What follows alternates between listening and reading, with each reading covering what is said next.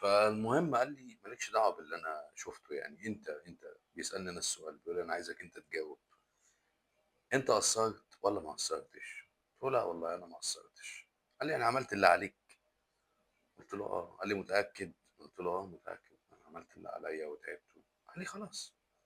قلت له خلاص ايه يعني كده انا مثلا الفلوس هتنزل يعني؟ قال لي لا كده الفلوس مش هتنزل ولا حاجه، ولكن هتتعوض لك في شيء تاني.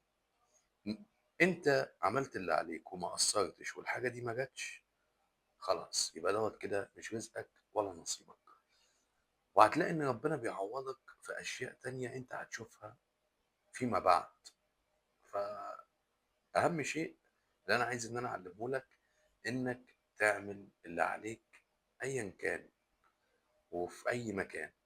اذا كنت بتشتغل، اذا كان ما بين اتنين صحاب، اذا كان ما بينك وما بين زوجتك في علاقة، مش عارف ايه الكلام ده كله، اعمل اللي عليك وخلاص. وما تشغلش دماغك بالباقي، النتائج هتيجي. وربك ما بيضيعش تعب حد.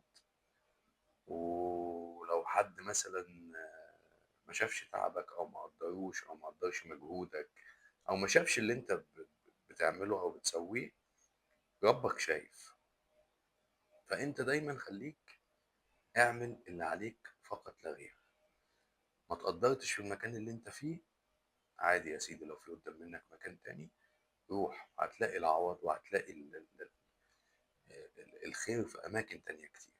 فهو خلاصة الموضوع يعني انك انت اعمل اللي عليك في الحاجة اللي انت بتعملها.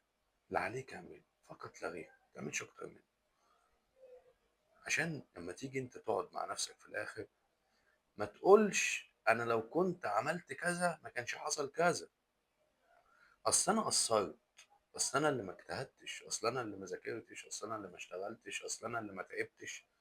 لا، انت لما تيجي تقعد مع نفسك تكون متصالح مع نفسك، تكون كده الدنيا بتاعتك تمام، تسأل نفسك سؤال: انت قصرت؟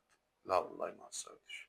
خلاص طالما انت ما قصرتش يبقى مش هتلوم نفسك في شيء، انت من جواك مش تبقى زعلان، توفيق من عند ربنا، هو ما جاش ماليش علاقه. تمام، بس اعمل اللي عليك وخليك قدام نفسك انك انت عامل اللي عليك. لايك وشير بقى واي حاجه يعني كده، يعني حاجه ايه يعني تساعدنا يعني في اننا نكمل. وشكرا ليك.